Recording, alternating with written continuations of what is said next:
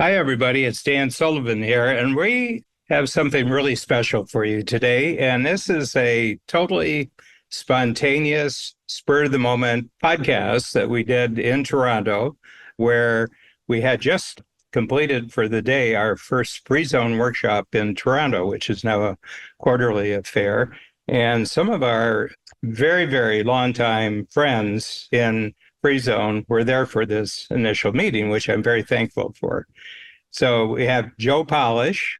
Joe's been in the program for 27 years, Dean Jackson, 20 years, Mark Young is about 10 years in the program. Joe has a great workshop program called Genius Network, which Babs and I are a member of. Can't say enough good things about what I've learned about marketing from Joe. And then Dean Jackson is considered the marketing Buddha. He and Joe have a great podcast series called I Love Marketing, which has been going for 15 years.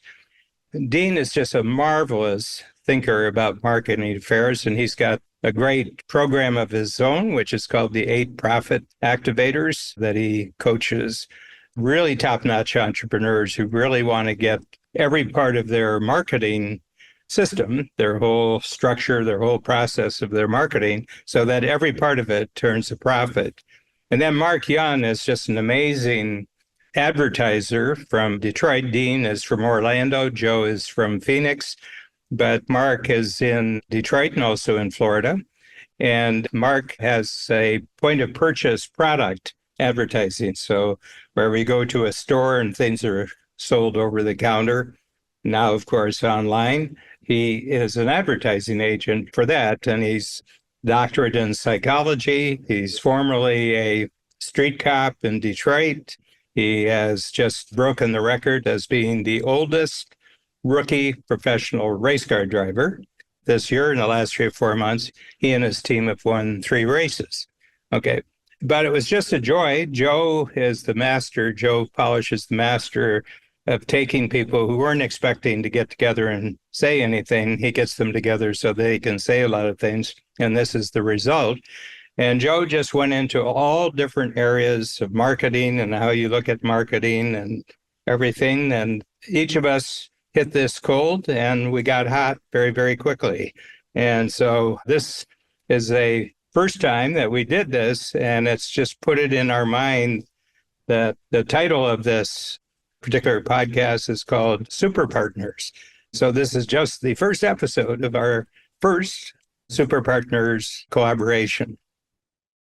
Hello, everyone. I am sitting in a recording studio in Toronto, Canada, with 3 awesome people, Dean Jackson, Mark Young, and Dan Sullivan. And all of us have been in Strategic Coach here for the last couple of days, and we decided we would do a podcast, and we would put this podcast episode up on all of our different podcast channels because Dan... Everywhere. Yeah. I mean, the way this starts is me and Dean started I Love Marketing back in 2010, and then me and Dan started 10X Talk back in 2012, and then Dan, when did you and Mark start one? It was about 5 years. About 5 years ago, yeah. 5 years. We started American Happiness. Yeah, and then you and Dean have been doing one since how long? 19, I think. So 5 years. Maybe even longer. Yeah. Maybe even longer, yeah. Yeah. Yeah, very incestuous. Exactly. Yeah, and what's funny is I think all of us have known each other for like at least a couple decades, more than that for, me knowing Dan and Dean, this guy over here. So how I wanted to start this, because we could do a week-long podcast, but we're going to go for about an hour or so.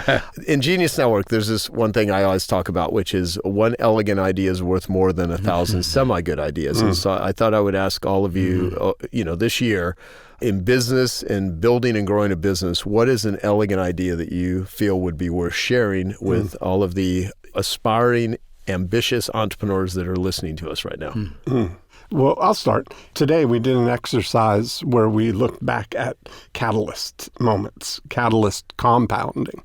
And I was reminded, the one that came to my mind was the first time in April of 1991 that I sent out a direct response postcard compared to, I was doing 100 cold calls a day at the time. And when I learned that I could put words on a postcard and send them out, instead of me making 100 calls, I could send 1,000 postcards and get people to reply back to me, I still get giddy when I think about that feeling because that was the moment that I knew I would never have to make a cold call again. And I never did.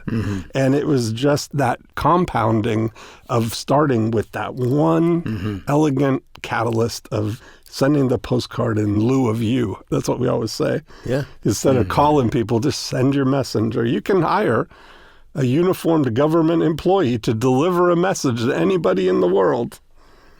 Yeah, that's good. Okay, yeah. Mark.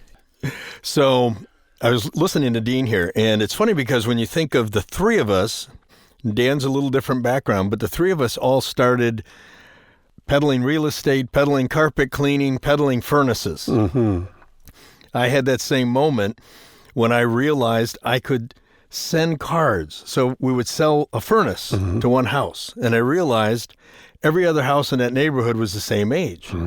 So we sent everybody a letter before we would get there, and we would apologize for the inconvenience of us being in the neighbor's driveway and tying up the street with our people.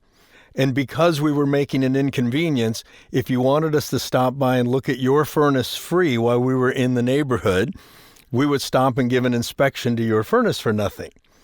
And same as you, we figured out we could sell 6 furnaces on a block. Right. We literally would just sell the entire block of furnaces and realize, okay, we don't have to make cold calls. We don't have to go door to door. We can communicate if we find these ways to communicate to people. Now, you're talking about an elegant idea. The idea that has come to the top for me this year with a lot of clients has been that perfect has become the enemy of good. I have several clients right now that can't get out of their own way, to put it plain, right? Because we can make this better. Don't put it on the market yet. We can make this better. And I'm trying to explain to them, but you're not making any money right now. So let's go sell the thing you have, and we'll deal with the better when the better gets done. Right. It's almost like one thing done equals money, 5 things undone equals no money. Yeah. Absolutely. That's great. Okay, so we'll go to Dan Sullivan, who's the founder of Strategic Coach, which is probably the highest level group for entrepreneurs in the world. How many years you been coaching now, Dan? 35 in the program, but I started coaching in a few months. It's 50 years since I started coaching entrepreneurs. And you just turned 80. I just turned 80. I started when I was 30. I'm starting to get a feel. One day you might be good at this. I'm starting to get a feel. I love it. Actually, the thing that, as an elegant idea, I reported this on a podcast earlier in the day, and it has to do with the writing of books. I think books are very, very important, bigger postcards. So Dean and I were in London, and we made a bet that we could each write a book in a week. You have to start fresh, and then a week later you got a book. We used an Amazon service, and we both did it. We ran into each other by accident, actually, in London, and we got talking about, do you think you could write a book in a week? And he said, sure. I said, I think I can write a book in a week. We both did, and neither of the books were very good. Oh, you took a week. Come on. And by the way, this was before AI, so let me just clarify that too. And what had occurred to me, and I talked about this on a podcast today, that if you're writing one book, it's really, really hard. So when I was 70, 10 years ago, I said, I think I'm just going to write 100 books in 100 quarters. And actually writing 100 books in 100 quarters is a lot easier than writing the one book of your life. I can see that because you're not worried about getting every thought in your head into... Actually, you can just get one thought in one book. Yeah. And I've talked to people about this. I said, the problem is you're writing too few books. If you were writing 100 books, it's got to become a system that involves a lot of different people. You got a part and you get it together. So the thought is that if you're trying to do one thing, think of doing the one thing 100 times and how much more economical you would, and that probably help you actually write the one thing if you were thinking about writing 100 things. So that's my thought. I love it. I mean, I think that's almost like a bit of an antidote to what Mark said earlier about perfect is the enemy of good. You know, is what you just described is, I think, a way to do that, because how many people never put anything together because they just want to get it so right. By the way, we're working on book 39 and quarter 39. I was about to say, so out of everybody here, who's working on a book right now? You're working on a book. Yeah. Joe, you've got another book coming up? Yeah, a new addiction recovery one. Yeah. Okay, I'm working on another book right now. Dean, do you have a book? You have another book coming up, see? Yeah. Well, okay. Well, that'll lead to my next question then. So, and also let me say something about Dean. So for people that don't know, if you've not listened to mine and Dean's podcast, Dean was the first guy that he invented the squeeze page. And that was back in 1997. And a squeeze page back then, there's many ways to call it. People have different names for it, but it's where you enter your name and email, and then you go to the next page, and that became the modern day opt-in page, which is now used by millions of websites. So Dean, if you're using an opt-in page or using any sort of positioning, you can thank Dean for that, because his crazy brain originated that way back when. And think if you just had a penny for every website that exists. I know, exactly. My God, you'd have a lot. So marketing, we're sitting here with everyone here does a lot of marketing, has spent millions, has generated millions, has helped God knows how many people, lots. So I'd like to ask your definition of marketing. And what I'll just say first and foremost is I look at marketing as anything you put in front of somebody is marketing. You could look at this podcast as marketing. You can look at the books that Dan's 39 books he's done. He's more than that, but he's got these, quarterly books. He's on quarter 39. And anything you put in front of somebody is marketing. And it could be, only the hungriest fish snap at the crappiest bait is something that Gary Halbert would say. Mm-hmm. So I'd like to have you talk about what is marketing, what's the definition of it, and why is it so important? Why do you love it? I love marketing because of that exact catalyst reason, that once I figured out it's the ultimate leverage. I mean, it's certainly the thing that you can do one time and you can send out, you write one postcard, you could literally send millions of them, and it doesn't get tired. You still have to continue to do it. So I look at marketing as the whole thing, the aggregate of all of the steps that you do to go from somebody not knowing you all the way to that they're engaged in a relationship with you. We talk about on I Love Marketing, the before unit, the during unit, and the after unit, where we think about the before unit of your business as a supplier to the during unit, which is the part that actually helps people do whatever it is you do. So I look at marketing that makes up everything that gets people to that point. Mm. And doing it, there's lots of different components to it. Right. But that's what I love about marketing is once you figure out a marketing algorithm, I love to call it, that it just works again and again. Different than we use the distinction of a vending machine versus a slot machine. I really love that analogy, that example. Mm-hmm. One thing with marketing, too, just on that analogy, I used to say this to carpet cleaners because I started out as a dead broke carpet cleaner living off credit cards, and I learned marketing because I needed to survive. I never thought I'd teach it to anyone, and I didn't even know I'd like it. But once I realized, man, you can create control in your future if you learn how to put a message out there that causes people to want to give you money. And I had to figure out how to successfully sell something nobody wants to buy, which is carpet cleaning, and it made me pretty good at it. And so I used to say to these carpet cleaners about a slot machine, they would be reading these business books, or some of them had gone to business school, and it would say you need to have a 10% budget for your marketing. And I would be like, the only reason that you would budget marketing is in case it's not working, so you don't go broke so quickly, right?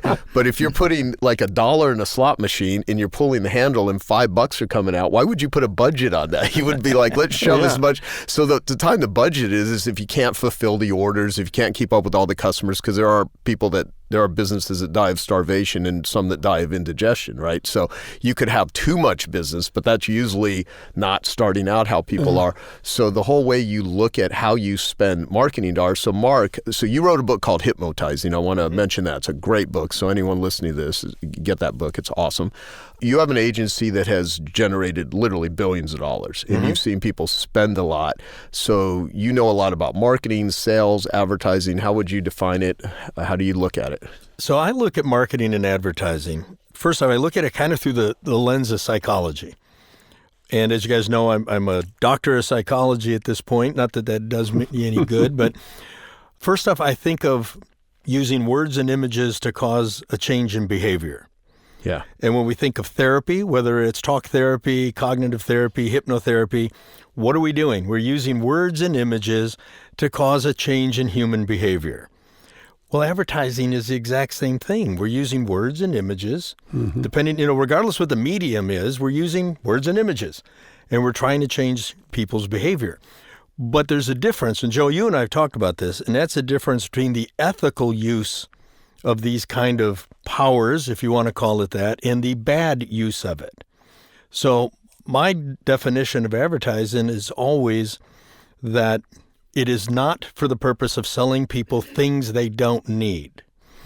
It is for the purpose of informing people of a better future and of products and services that can make their life better. And our job is to help them overcome their fears and their biases that they already hold. Because people have all of these heuristics and built-in cognitive biases against fear and change and all these things. So how do we help them overcome their issues so that they can get to a better place by using this new product or using this new service? Yeah, that's awesome. Great. Thank you. Dan. First of all, I started coaching our program in 1989. And in those days, you were using landlines. And if you phoned, you had a 50% chance of the person you wanted to talk to would actually pick up the phone. Okay, no caller ID. There was no caller ID. Yeah. And the big change, it's 35 years since 1989, is that there's more and more barriers between actually getting in touch. And you gave a great definition of what marketing was as opposed to sales. And it would be useful if you put that in right now, because the whole point is you're still going to have to sell. Right. You know what? We'll make that the next topic, right? And if you want, I'll give you a definition to that, or if you had a thought you wanted to finish. My whole point is, we've had, I think the number is close to 23,000 now in coach. And right now we have closing in on 3,000 for this year. And they're all really good salespeople. But I would say that the majority of them are not great marketers. Okay. And that is, if you get them in front of someone, it's usually a sale. It's the getting them in front of that is the difficult point today. And we've learned how to shield ourselves from people trying to sell us things. But one of the things that came up, we talk about this, still the greatest form of marketing in the world is direct mail. Yeah. And the reason is it's physical. You get a whole bunch of letters and different pieces of paper that come in the mail, and generally you'll pick it up and you'll actually handle it. And most online marketers could just dream of actually having the experience physically and acting with it. So even though the means of marketing have gone very high tech these days, I think it's the actual physical experience of engaging with someone's message that's still the number one thing that inclines them to say, well, this is interesting. Well, think of the clutter that people have right now. The average person receives between 5,000 and 24,000 advertising messages daily. That's the amount of information and the amount of times that somebody's trying to pitch you something every day of your life. So your brain doesn't have the capacity to take in 5,000 to 24,000 messages. Yeah, on top of the fact that, depending on your activity online, you're being followed around, you're being pixelated, there's algorithms, there's everything that's built in that's trying to get something to you. And I think there is something to be said absolutely about the tactile thing. And then when you think of face-to-face selling, people, even in shopping, now they can do online shopping, they can go into a place, not even talk to a human and check out. So I think because of less human interaction, people are getting less trained with socialization and being around other humans. And part of sales is just connecting with someone. Yeah. I mean, it's being able to talk to someone. And I'd asked Dan, this was probably, let me think, because I did this video called Is Selling Evil? That you can just type in Is Selling Evil online and watch this video. And I recommend people do that. That's a great video. Yeah. No, thank you. It's like under 4 minutes. And I say this definition of selling that I got from Dan because I was with Dan 14 years ago, probably. And I said, Dan, what's your definition of selling? And he just, with not much prep, he just said, selling is getting someone intellectually engaged in a future result that's good for them and getting them to emotionally commit to take action to achieve that result.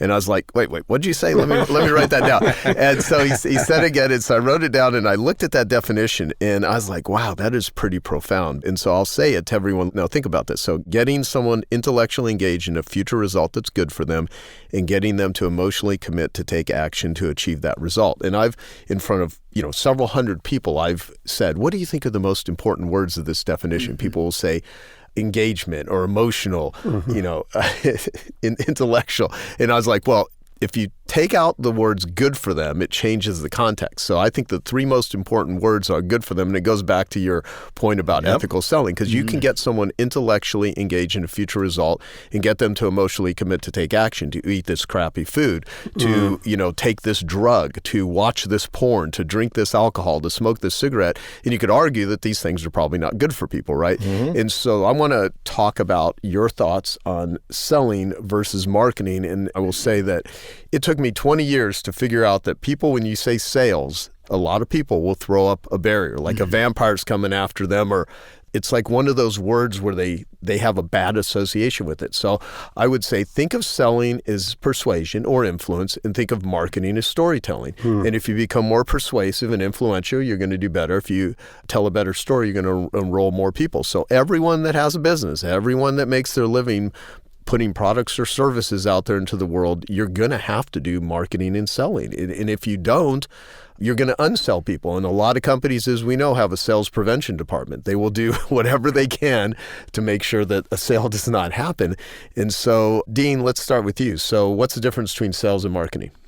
So I look at marketing as the whole thing. If we look at sales, we have to be in relationship with somebody, in conversation with them. To sales is the dialogue kind of process, right? And we've heard always people talk about this destination that you have to get to. People know you, like you, and trust you. But they always kind of read that as one thing. Know you, like you, trust you, as that's where we're headed. And they don't properly revere the giant leap of going from not knowing you to knowing you. And then from knowing you to liking you is a much smaller distance, and an even smaller distance from liking you to trusting you. So with the 8 profit activators that we talk about on I Love Marketing, I look at sales as the 3-step or 3-act play of compelling somebody to raise their hand and indicate that they're interested in something that's good for them because they're compelled to do it under their own power. So you align with something that they're already compelled to do. Then profit activator 3 is educate and motivate them so that they become convinced that you know what you're talking about and that you've got what they need. And then profit activator 4, make an offer. And that's really the 3-act play that has to happen. And so often people start jamming the make an offer at the beginning of the play. They start jamming that in without properly knowing that this is something that somebody's interested in. Absolutely. You miss a step, your odds of closing keep going down. Yeah. Yep, exactly. But think about selling now. Selling's gotten a bad name, and it's gotten a bad rap by people who are selling inferior things, so they have to add more pressure, and they have to be more subliminal and conniving in what they're doing. IP. Yeah, because the product's not there. Right. So they're bullshitting, they're exaggerating, Right. Yeah. If you are really bringing people of value and you are really going to make their life better and you are really selling them into a better future, then you really just need what you said. You just need them to know who you are and to be able to connect with you and be able to accept what you're saying is true. And the rest of it takes care of itself. That's why, I've talked, and you did a great job, but we did a book with someone that was called The Adult Acne Cure. So if somebody asks for a book called The Adult Acne Cure, there's a pretty good chance that if you educate them and motivate them about the solution that you have, and then you make an offer to them, that they're going to want to follow that because you've started the conversation with their own compulsion to seek Right. the solution that You they're made it already about looking them. for. That's exactly right. Yeah. Dan, so since you came up with that definition, what would you say about this? Well, the big thing, I'm more and more convinced as I go along, that the first thing you have to sell is a relationship. And people are getting more and more selective in who they relate to in the world. So I was very, very taken with the podcasts that you and Dean were doing, because the two of you really come across the way that I know you. There's a tremendous reality. Each of you have thousands of people who consider you to be a guide to them. And so my sense is the podcasts were really great. And we started 12 years ago. And I was talking to a new client, someone who had just joined Strategic Coach. And he said, one of the things that kind of gets me about your podcast, you're never selling anything. And I says, can I ask you the question, why did you join Strategic Coach if I didn't sell? He says, I felt you really understood me. Right. I felt you really understood me. And there's the relationship And that's the the trust relationship that I sold. So I've done 1,500 podcasts now with a variety of rogues. And scholars. Rogues and scholars. you. More rogues than scholars, but The interesting thing is that, what I'm selling is a particular person who's spent 50 years working with entrepreneurs. I'm an entrepreneur myself for 50 years.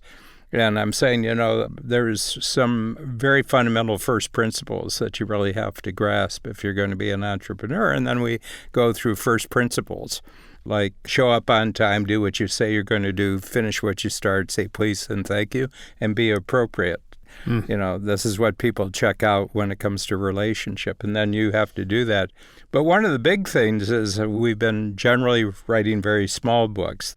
What I learned from that was when the big retail bookstores were there, Barnes & Noble and Borders. Borders did a really good job because ebooks were really selling. And they'd set up an entire lab to determine what the reading habits were of people who bought ebooks, because electronically you can tell. And they found something about the length of books that was very interesting to me, that if it was more than 200 pages, 2% of the readers finished the book. Now, I'm talking about nonfiction. I'm not talking about fiction. interesting. If it was more than 100 pages, it was 10%. And then between 100 and 200, it went down to 2. But if it was less than 80 pages, 80% of the people read the book. And ours in actual text are 44 pages, and then we have 22 pages of cartoons. Right. But I also have an audio track that you can listen to the book. I have a video track where I'm interviewed, and I've got a scorecard where you can grade yourself on the main attitudes. So I've piled a lot of different communication mediums into a very small book. Well, it was because of these small books we got a big 3-book contract with Hay House Publishers because Joe was very kind to actually invite the publisher to his workshop, and he invited the guy who actually sealed the deal, Tucker Max, who's, and Ben Hardy, who was the writer there, and within a matter of 24 hours, a book deal had been put together for a big book, and possibly more than big, and it turned out to be a 3-book contract. These books were just killer marketers for us, and first of all, Ben Hardy is a great, great writer. He just has a feel for the everyday reader. He just has a tremendous feel for that, and he did wonders with our ideas. Within the 3 books, we probably have 20 of our main concepts, and he goes into depth with them, interviews people. And we noticed the moment the first book came out, that was the fall of 2019, our salespeople, we have a good team of salespeople, and they said, the funny thing's happening. People are calling us who have never called or talked to us, but they know a lot about Strategic Coach. Okay, and the first one was Who Not How, the second one was The Gap and the Gain, and the third one was 10 times is easier than 2 times. And the coaches noticed that people are coming into the program knowing the program. Yeah, they're pre-sold. They're pre-sold.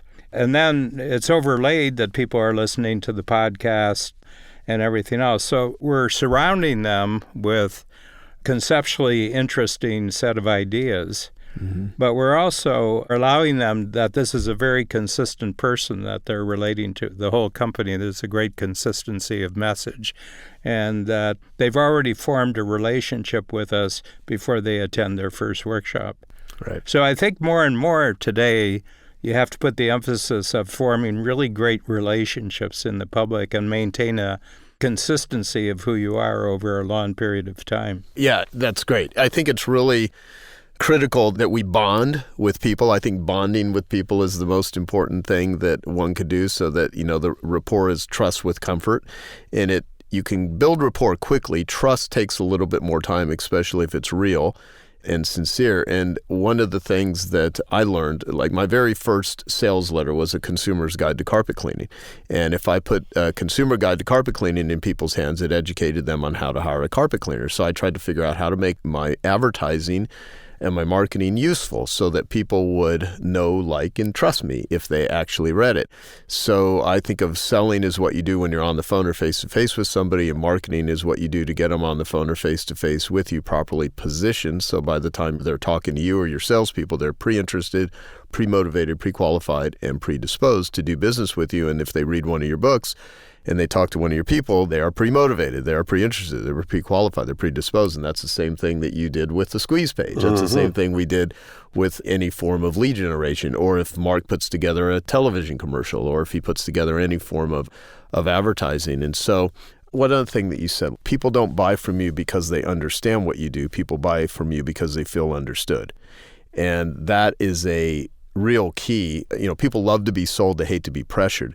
And when there's a transaction going on that there's not pressure or manipulation, you don't even notice it. It's just seamless. And people in those sort of selling experiences, environments are very encouraging to people, because if you think about who do you really like to buy from? Well, they're selling you something. But why do you like to really buy from them? Because there's something going on in a way that they make you feel a certain way.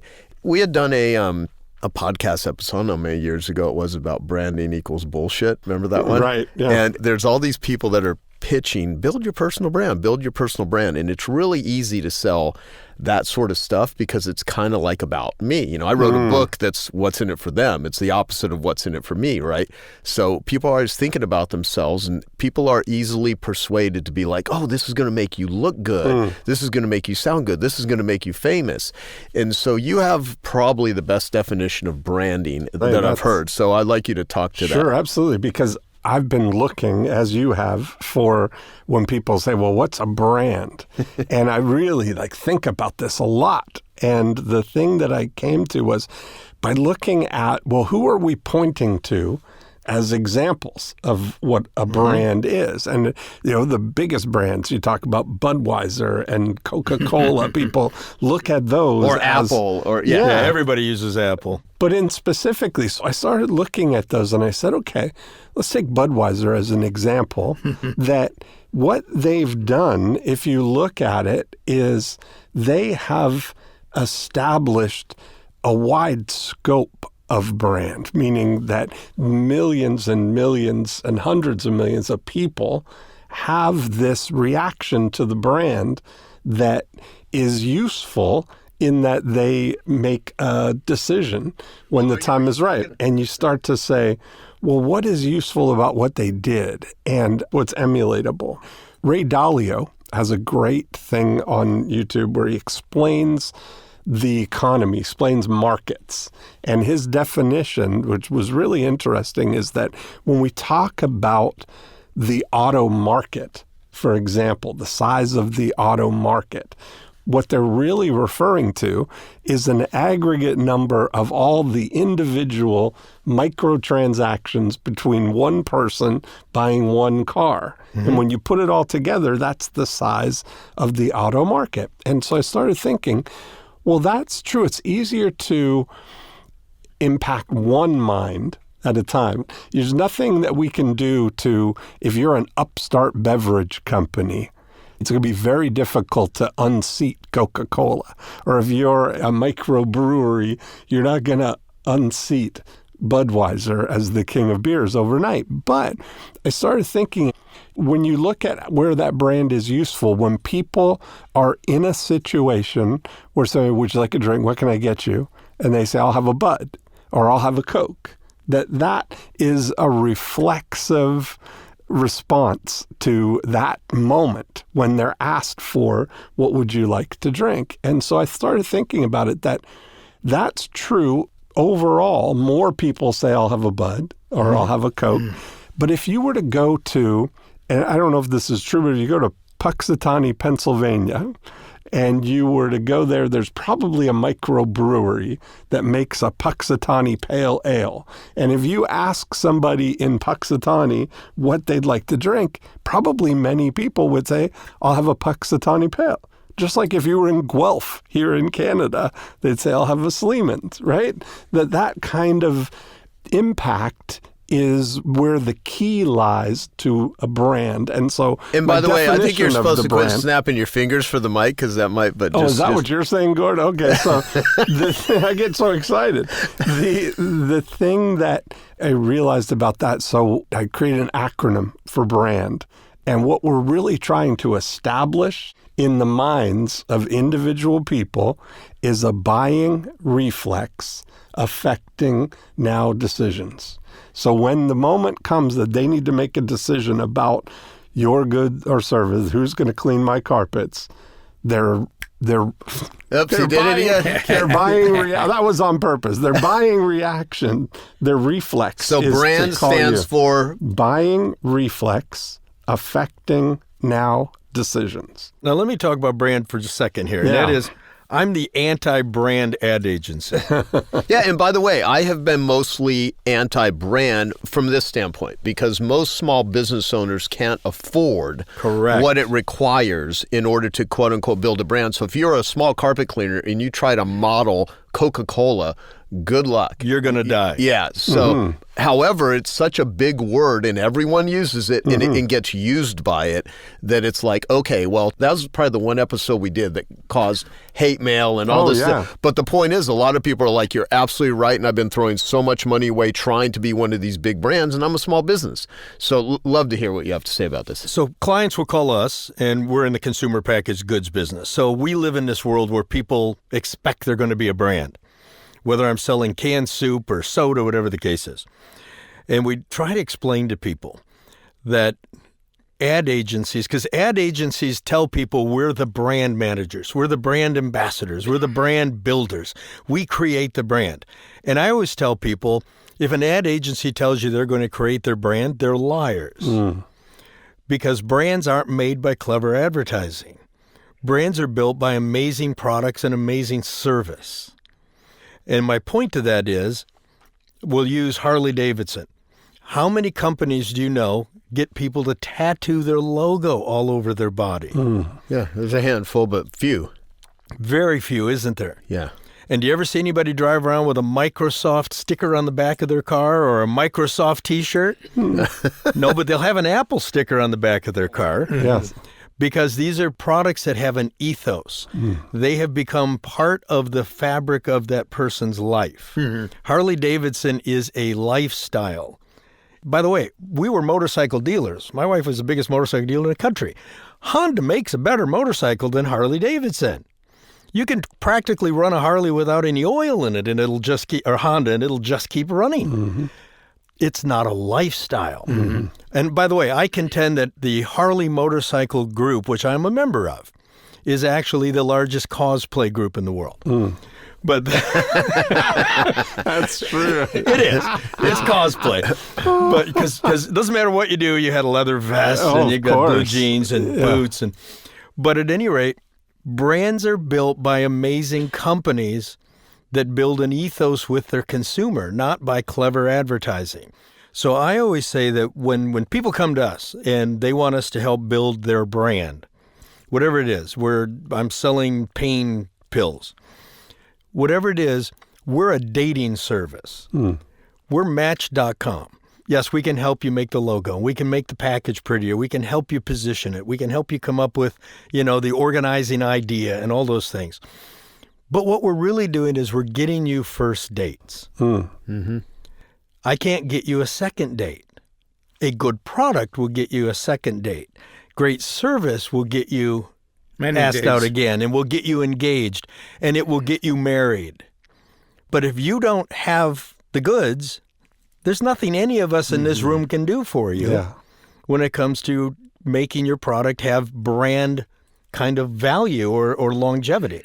Apple, about 3 or 4 weeks ago, put a commercial out, and it shows a huge crusher coming down, and it's saying all the traditional and historic tools of creativity are now being destroyed. And the crusher came down, and it crushed violas, and it crushed all the instruments that were used to create music and create drama and create everything in history, and it crushes them. And then the crusher comes up, and the only thing's left is the new, thinner iPad. But this is a corporation that was always David versus Goliath, if you think back to the 80s.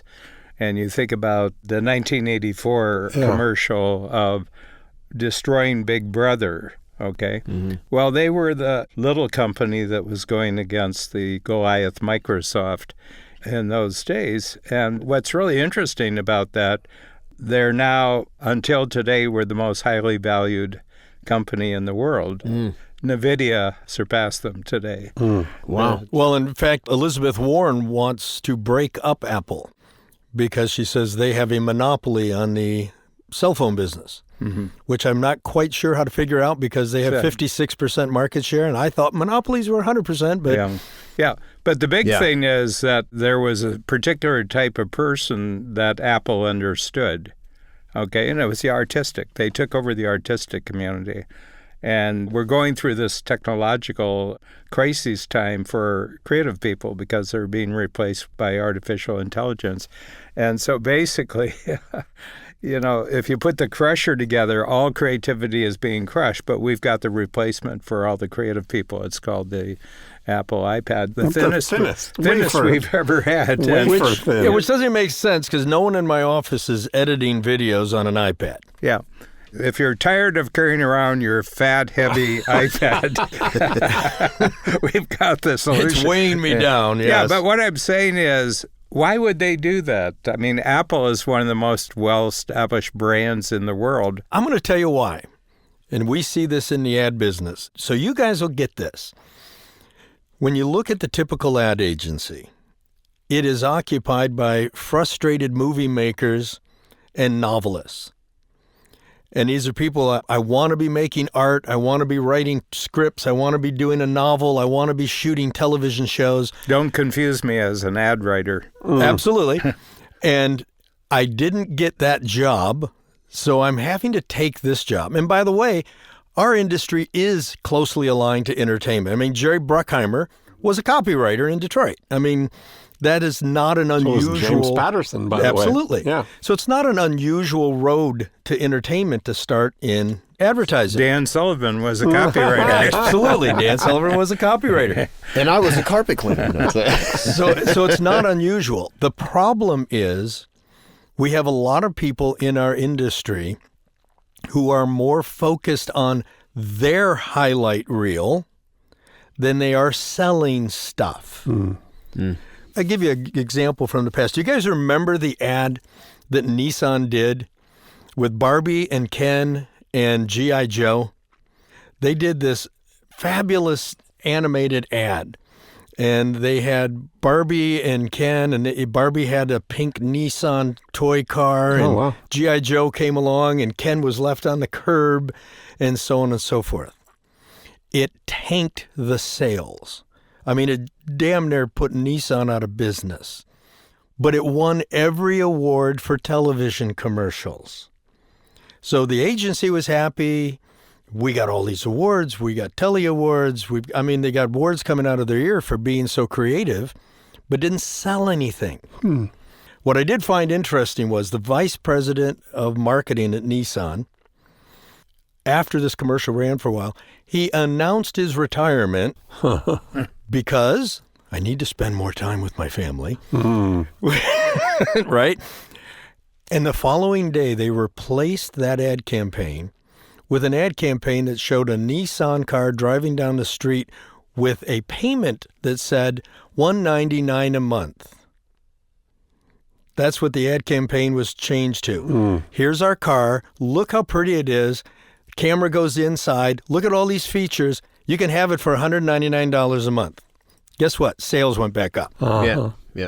Well, years ago, I remember a Heartbeat of America, today's Chevrolet, and young people may not even know of that. And that year, they had won all these advertising awards, and it was also the worst sales in their history up to that point, something like that. And it's amazing how people get rewarded for. Remember, have you driven a Ford lately? Yeah. So my friend Paul Hoffman is the one that actually created that. He got paid $600,000 in royalties, which he then proceeded to snort most of it up his nose. And we did an interview about addiction and everything. But yeah, what people think is actually working does not necessarily, you don't know. And that goes back to the whole point of the type of advertising and things that we all prescribe and subscribe, which is track it. See what actually works. Right, and everybody in this room cares about the results, not cares about getting an award. A friend of mine made an award-winning campaign that you used from stage at CoachCon. His name's Tim Williams, and he's a guy who did what happens in Vegas stays in Vegas. Oh, that's great. Yeah, and I was like, except guilt, STDs, debt, that shit ain't staying in Vegas. But you notice Vegas dropped that for a while, and travel to Vegas went down. Yeah. Well, because, look, from a standpoint of accomplishing what they want to, it's a great way to be like, oh, yeah, come to Vegas and just be a total degenerate and just party your ass off and be crazy because, but it's, if you know your target market, you can, So let me say this then, because we've got just a few minutes left. And there's a lot of things that we can talk about. It's great to bring all of us together at the same time. I wanted to get your perspective of, if you were to go back in time and there's something that you would or could have done that would have changed the trajectory of your life and your business in a more beneficial way, because I know we're going to have a lot of younger people that are listening to this, what would that be? And it could be business, or it could just be personal life advice, or it could be nothing. It could be like, you know what? Everything happened because it needed to. But if you could go back in time, what advice would you give to your younger self, or what would you have done or not done that would have made what you think a big difference? Wow, that's a tough one. Well, I'll go with it. Dan's the sage guy. Let's let the sage guy comment. Yeah, at the beginning of our program, and just when we were starting our program, our main market was financial services. Particularly, it was life insurance, and I've known some really, really phenomenally great life insurance agents in my life. And you got to believe it's a tough sell, because you're selling something that the person is going to be dead before it benefits them. And I made a real splash in the life insurance industry, and I was brought in as a main speaker at $1 Million Roundtable, which it's a huge venue, and there's about 4,000 or 5,000 agents there. I did it 1 year, and I was on main platform, and it was highly praised.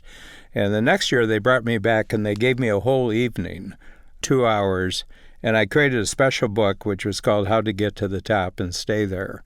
And I took them through coach concepts and everything like that. We had 65 sales at the booth the next day. I mean, that's a really big result for us. But then I had a Q&A period that went on for another 2 hours. So I was on stage for 4 hours. And somebody asked, all this change you think is going to happen in the life insurance industry, how are the presidents of the life insurance companies going to handle this? And I was feeling very, very confident. And I said, well, they've got two plans. They've got plan A, which they're telling you, and plan B that they're going to do. And what I didn't realize, there were 35 presidents of life insurance companies in the audience, and they had a special meeting the next day with the organization of $1 Million Roundtable. How can you have a speaker like this at $1 Million Roundtable? And I was blackballed for 10 years. Oh, wow. Wow. So that's the know your audience comment there. No, be more economical in your answers. So don't spend 4 hours on stage. No, and, I did well after that because I had great referral business at that point. But I said, next time you say, well, it's very, very complex and the different presidents are going to have to come up with different strategies and, just wimp out. Yeah. With that question. Well, I guess that would be, would you rather be rich? Would you rather be right? Maybe, you know. But 10 years have passed, and what happened is all the presidents of the insurance companies told their agents plan A, and they did plan B. Yeah. You were right. Yeah. Well, there you go. Mm-hmm. Yeah. All right. What would I change? So I wouldn't change anything that happened. And the reason is because I love my life the way it is right now. And I would be concerned that if I changed anything in that process, it wouldn't be what it is today.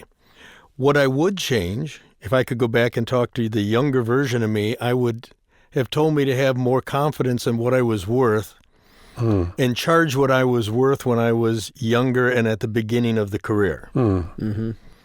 Because when you start out in business and you don't have any business, then a sale is a panic. A sale is, I need a client, I need business. So you will give everything away because you want to work, right? Yeah. And that's probably the thing that I probably did too much of at the beginning. Yeah. Didn't value it enough. Yeah. Very interesting. I think, one thing that always comes back to me when I think about that is Dan had a great concept about guessing and betting.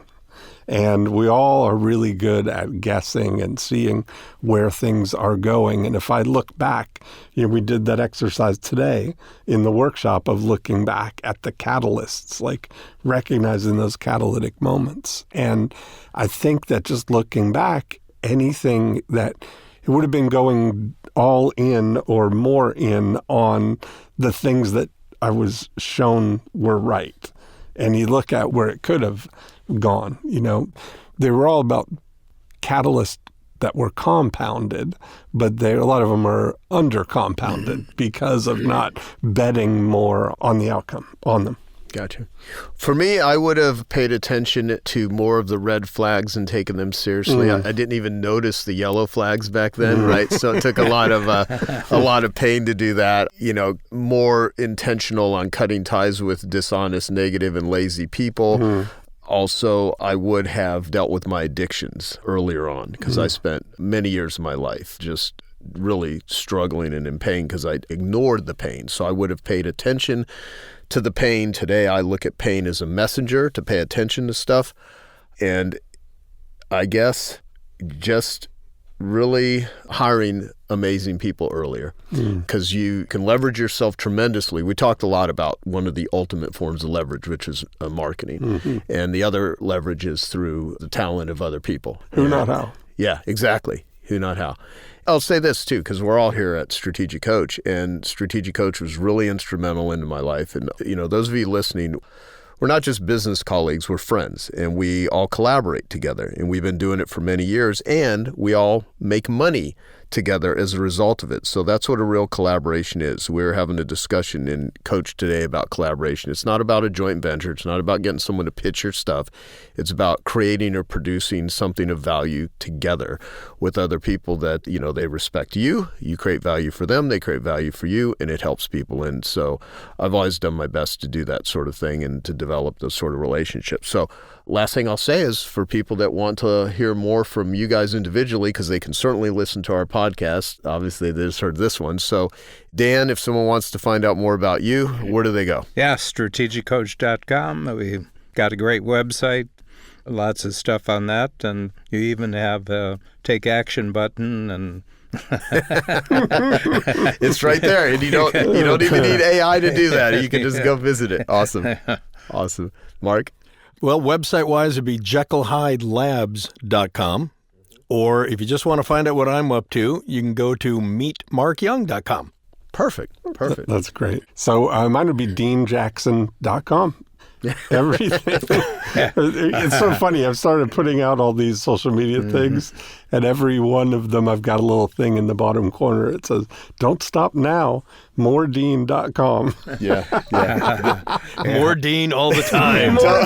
Don't stop now, yeah. moredean.com. Well, my website is my name, obviously, Joe Polish, like nail polish. What I would say is I also have a ghost town, a 40-acre ghost town called Cleator, Arizona, so you can come visit that at some point if you want. What's Your Cleator, CLEATOR.com. And if anyone is struggling or has a friend or family member struggling with addiction, I have geniusrecovery.org, which is an educational platform that will provide all kinds of resources on where to get help and how to receive help. And we even have a recovery clone that you can speak with and ask questions. So anyone have any famous last words you'd like to share before we wrap this party up? That was awesome. I want to tell anybody who's listening from my audience, these are three of the smartest guys that you will ever listen to. Sometimes people ask me, who do you pay attention to? Who influences you? And these are the people who influence me. Thank you. That's great. Thank you. And likewise. I think that could go for all of them. No, we totally. all say the same thing about the other three, yeah. Yeah, it's mutual respect. We definitely have mutual respect, and it's fun, and we've done a lot together. So I'm super happy we put ourselves into a freezing recording studio right now in Toronto, and it's been awesome. And is there anything else, Dan? No, I just remember Oscar Wilde, the great writer, his last words were, "I never liked those drapes." Awesome. All right, everyone. Go out and do good in the world and keep listening to our podcast, and we'll talk to you next time. See ya. Bye. If you're looking to greatly increase sales on your CPG product, don't hesitate to contact us at Jekyll & Hyde Advertising and Marketing. By the way, the only advertising agency with a guaranteed result. Just go to jekyllhydeagency.com or feel free to give us a call at 800-500-4210.